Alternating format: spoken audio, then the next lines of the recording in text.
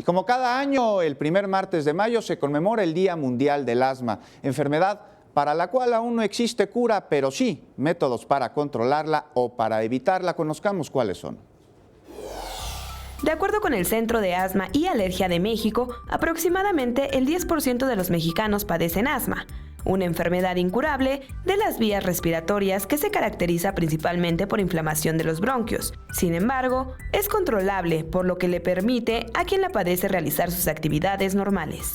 El 80% de las personas adultas que lo padecen presentaron los síntomas desde que eran pequeños. De todos los niños asmáticos o de todos los niños con asma infantil, el 20% empiezan en el primer año de vida y el 80% de estos niños ya iniciaron sus síntomas de asma durante los 5 primeros años de vida.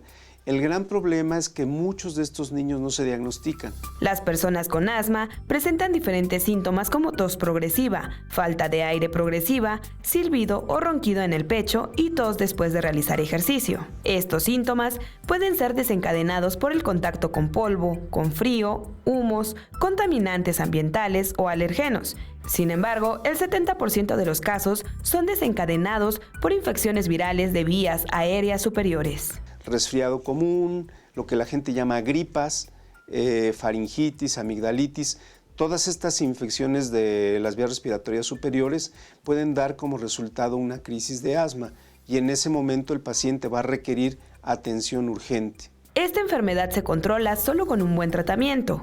El asma no va a mejorar con cucharadas, con jarabes, con tabletas. Tiene que ser tratamiento inhalado, con los aerosoles clásicos que usa el asmático o con nebulizaciones que pueden ser aplicadas en casa o bien en el hospital. Si usted o alguno de sus conocidos es asmático, recuerde que especialistas recomiendan nunca suspender su tratamiento, aunque su salud haya mejorado y se sienta bien.